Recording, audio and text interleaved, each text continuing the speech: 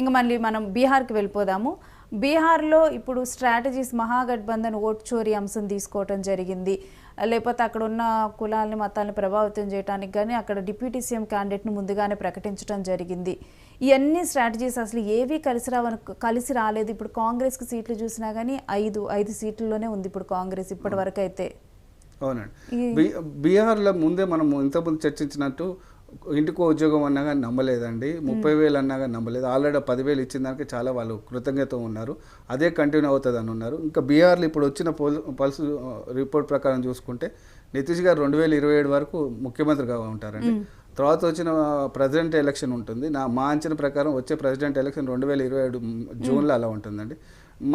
మేము అనుకునేది మేము ఊహించేది ఏంటంటే 2027 వరకు నితీష్ గారిని ఉంచేసి తన హెల్త్ ప్రాబ్లం వల్ల తను ఏమైనా ప్రెసిడెంట్ రోల్కి పంపించేసి బీహార్లో బీజేపీ ఏమైనా గవర్నమెంట్ రూల్ చేస్తుందని మా అంచనా. ఎందుకంటే దాదాపు ఒక జేడీయూ లేకుండా ఒక 8 సీట్లే వాళ్ళకి తక్కువ పడ్డాయండి ఇప్పుడున్న పరిస్థితుల్లో. మీరు అనేది ఏంటంటే 2020 వరకే నితీష్ 27 వరకు 2027 వరకే నితీష్ సీఎం అంటారు. 2027 వరకే నితీష్ గారు సీఎం అంటారు. ఈసారి బీజేపీ ఛాన్స్ వదులుకోదండి, ఎందుకంటే ఎంత సరే ఒకవేళ కనుక బీజేపీ సైడ్ నుంచి అభ్యర్థి అయితే ఇప్పుడు అమిత్ షా చెప్పడం జరిగింది ఎన్నికల ప్రచారంలో డిప్యూటీ సీఎం గా ఉన్న వ్యక్తికి ఒక పెద్ద పదవి లభిస్తుంది అని అన్నారు. అప్పుడున్న పరిస్థితి ప్రకారం అండి రామ్ విలాస్ పాస్వాన్ గారు ఇప్పుడైతే ఎవరిని ఎటువంటి నితీష్ గారే ముఖ్యమంత్రి అవుతారండి. 2000 ఇప్పుడు నెక్స్ట్ మార్చిలో 2026 మార్చిలో మా తమిళనాడు ఎలక్షన్ ఉంది. సో ఇప్పుడు నితీష్ గారిని చికా చేసినా దాని ఇన్ఫాక్ట్ తమిళనాడు ఎలక్షన్ పడుతుంది. ఆఫ్టర్ దట్ 27లో వెస్ట్ బెంగాల్ ఎలక్షన్ ఉందండి. వెస్ట్ బెంగాల్ ఎలక్షన్ మేతో కంప్లీట్ అవుతుంది. జూన్లో వచ్చేసరికి ప్రెసిడెంట్ ఎలక్షన్ ఉంటుందండి. నితీష్ గారిని ఏంటంటే అక్కడ ఉన్న వాళ్ళని కొంచెం వాళ్ళని కన్విన్స్ చేసి ప్రెసిడెంట్కి పంపుతున్న ఒక బీసీని, ఎందుకంటే ఒకసారి ముస్లిం కమ్యూనిటీ నుంచి చేశారు, ఒకసారి ఎస్టీ కమ్యూనిటీ నుంచి చేశారు. సో ఇప్పుడు బీసీ కమ్యూనిటీ నుంచి కూడా రాష్ట్రపతి చేస్తున్నాం అనేసి నితీష్ గారిని రాష్ట్రపతికి పంపించి అప్పుడు ఆ ప్లేస్ను బీజేపీ సీఎం తీసుకొని రామ్ విలాస్ పాస్వాన్ గారిని ఉప ముఖ్యమంత్రి చేసి నెక్స్ట్ వచ్చే ఎలక్షన్కి బీజేపీ రెడీ అవుతుందని మా అంచనా అండి. ఓకే, అది మీ అంచనా. 2030 వరకు బీజేపీ కంపల్సరీ సీఎం ఉండి సీఎం రేస్తోనే పోతారేమని మా అంచనా. ఇది రైట్. అయితే మీరు ఇప్పుడు జరుగుతున్న సిచ్యువేషన్తో పాటు ఫ్యూచర్ను కూడా చెప్పారనమాట.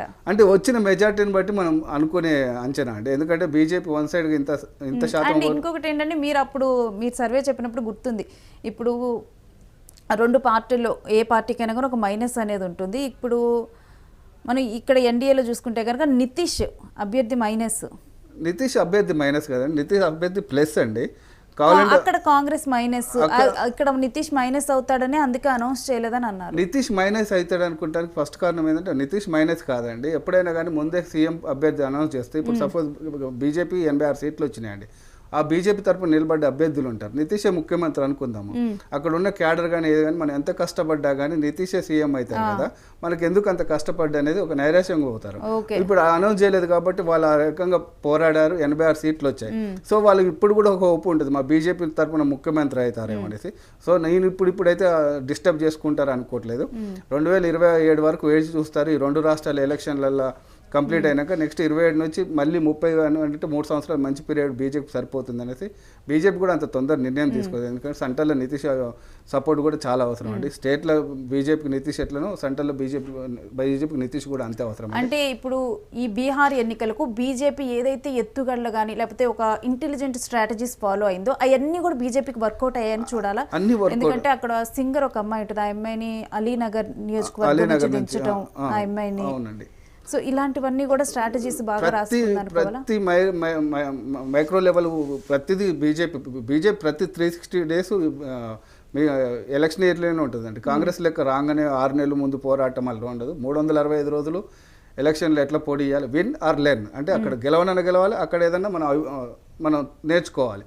సో బీజేపీ ఎప్పుడు కూడా ఒక స్టాటిస్టిక్స్ వెళ్తుంది. ఇప్పుడు కూడా మేము అనుకునేది ఏంటంటే బీజేపీ ఒక ఐడియాలజీని చూసుకొని నితీష్ని ఎప్పుడు డిస్టర్బ్ చేస్తారు, ఎప్పుడు తన్ని సైడ్ తప్పించేసి నెక్స్ట్ వచ్చే ఎలక్షన్ అందరూ అనుకుంటారు ఇప్పుడు 86 వచ్చినాయి కాబట్టి ఎందుకంటే ఇప్పుడు 2 ఎన్డీఏ కూటమిలో ఎల్జేపీకి 24 సుమారు వచ్చినాయండి, ఆర్ఎల్ఎంకు ఒక 6 వచ్చినాయి, ఎన్డీఏకు బీజేపీ 84 వచ్చినాయి. అంటే వీళ్ళకు మ్యాజిక్ ఫిగర్ కావాల్సిన దానికంటే తగ్గినాయి ఒక 8 స్థానాలే.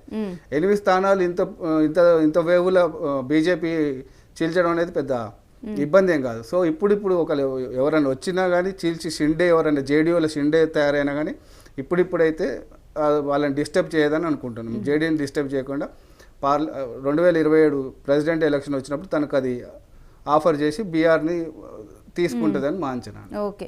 అండ్ ఫైనల్గా ఇప్పుడు చివరికి వచ్చేసరికి ఇప్పుడు ఎన్డీఏ ఎన్ని సీట్లను కైవసం చేసుకోనుంది బీహార్లో? ఇప్పుడున్న ట్రెండ్ ప్రకారం కంటిన్యూ అవుతుందండి. 190+ ఉంటుందండి. ఇప్పుడు మీకు ఎలక్షన్ కమిషన్ రిపోర్ట్ ప్రకారం చూసినా కానీ 7 రౌండ్లలో కంప్లీట్ అయినాక ఒక 10 నియోజకవర్గాలలోనే సుమారు 3000 లోపు ఉన్నారు. కానీ ఎక్కడ కూడా వేవ్ ఒక సైడ్ ఉందండి. 10-15 ఇప్పుడు సపోజ్ లాలూ ప్రసాద్ తేజస్వి గారే కొంచెము ఇప్పుడు మళ్ళీ 5th రౌండ్కి వచ్చేసరికి 58,000 ఓట్ల మెజార్టీ అంటే స్వల్ప మెజార్టీతోనే ఉన్నారు. సో ఏదున్నా కానీ ఒక 10-15 నియోజకవర్గాలలో మారుతాయి. ఆ 10-15 నియోజకవర్గాలు వచ్చేసరికి ఇటు నుంచి జేడీయూ నుంచి అటు షిఫ్ట్ అవుతాయి, 2 కూటమిల నుంచి అటు ఇటు షిఫ్ట్ అవుతాయండి. ఏదున్నా కానీ 190 స్థానాలు అయితే పక్కా ఉంటుందండి. అండ్ నేను యాక్చువల్లీ ఇది మిమ్మల్ని అడుగుదాం అనుకున్నాను, ముందలే ఈ విషయాన్ని నేను మర్చిపోయాను. ఇప్పుడు మహాగఠబంధన్ నుంచి సీఎం క్యాండిడేట్ ఓడిపోయే పరిస్థితిలో ఉన్నారు. ఏంటి వేవ్ వచ్చినప్పుడు అంతే ఉంటుందండి. సీఎం ఉండరు. ఇప్పుడు అంటే ఇంకా చివరిదాకా కౌంటింగ్ అవ్వలేదు, గెలుస్తారంటారా ఓడిపోతారంటారా? గెలుస్తారు. కొన్ని నియోజకవర్గాలు ఫస్ట్ వచ్చినాయి. ఇప్పుడు సపోజ్ ఎగ్జాంపుల్ వారణాసిలో మోడీ గారు పోటీ చేసినప్పుడు కూడా ఒక టైంలో 10,000 మెజార్టీ వెనక్కి వెళ్ళారు. సో ఒక ఇంపార్టెంట్ లీడర్ ఉన్నప్పుడు కొన్ని వేవ్స్లలో కొన్ని కాన్స్టిట్యున్సీలు ఇప్పుడు మార్నింగ్ చూడండి షేక్పేట వచ్చేసరికి టైట్ వచ్చింది. అంత మాత్రం నవీన్ యాదవ్ గారు ఓడిపోతారని కదా, కొన్ని అట్లా బూతుల వారికి వస్తుంటాయి. కానీ ఒక ఇంపార్టెంట్ ఆ రోల్ ఉన్నప్పుడు క్లోజ్ మార్జిన్తో ఇప్పుడు జగన్ గారు ఉన్నారు, గత ఎన్నికల్లో 90,000తో గెలిచారు. ఈసారి వచ్చేసరికి 40,000తో గెలిచారు.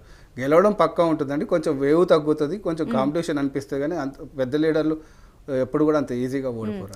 ఇంకా ఇటు జూబ్లీ హిల్స్లో ఎంత మెజార్టీ? ఇప్పుడు సీఎం రేవంత్ రెడ్డి అడగటం 30,000 మెజార్టీ అన్నారు. ఇప్పుడు చూస్తుంటే జూబ్లీ హిల్స్ ప్రజలు మీరు అడగటమే తరువే మేము ఇచ్చేస్తామన్నట్లుగా కూడా దగ్గర 30,000 దాకా ఇచ్చేలా సుమారు 25,000 మెజార్టీకి అయితే పక్కా వస్తుంది. 25,000 మనం కూడా ఇంతకుముందు 6వ తారీఖు మనం మన స్టూడియోలో డిస్కస్ చేసినట్టు 7-9% అన్నాం. కానీ పోల్ మేనేజ్మెంట్ బాగా చేయడం వల్ల ఇంకొక 3% పెరిగింది మేడం. మేము అనుకున్నది 9% అంటే 18,000 ఓట్ల వరకు మెజార్టీ రావచ్చు అనుకున్నాం. బీఆర్ఎస్ బాగా వీక్ అయింది. లాస్ట్ 2 రోజులు 9-10వ తారీఖున బాగా వీక్ అయింది. ఎందుకు పోల్ మేనేజ్మెంట్ చేయడంలో కానీ పార్టీ కార్యకర్తలలో ధైర్యం నింపడం కానీ వాళ్ళు బూతులలో ఒక 200 బూతులలో ఏజెంట్లు నిలబెట్టుకోకపోవడం వల్ల దానివల్ల ఒక 6% వరకు మార్జిన్ పెరిగిందని మా అంచనా. లేకుంటే మేము ఎప్పుడు కూడా మా బీకాన్ తరపున ఇచ్చిన ఏ సర్వే కూడా యాక్యురేట్గా 95% ఇచ్చాం. కానీ ఇంత దారుణమైన పర్ఫార్మెన్స్ బీఆర్ఎస్ పోల్ మేనేజ్మెంట్లో అంటే బీఆర్ఎస్ పర్ఫార్మెన్స్ బాగానే ఏజెంట్లను కూడా నిలబెట్టుకోలేకపోయారు, బూత్ కార్డు నిలబెట్టుకోలేకపోయారు, ఆ ఎన్విరాన్మెంట్ క్రియేట్ చేయకపోయారు. అంటే మేము టఫ్ ఉన్నాము.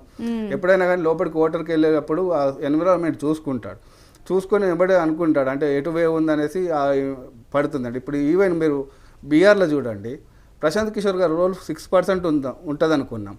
ఏమైంది, ఓటర్ బూత్ కార్డుకి వెళ్ళేసరికి ప్రశాంత్ కిషోర్ గారు ఏజెంట్లు ఉండకపోవడం, ఆ ఎన్విరాన్మెంట్ కనపడపోయేసరికి ఏమనుకుంటాడంటే ఇండియన్ సైకాలజీ ప్రకారం నా ఓటు మురిగిపోవద్దు అనుకుంటాడు.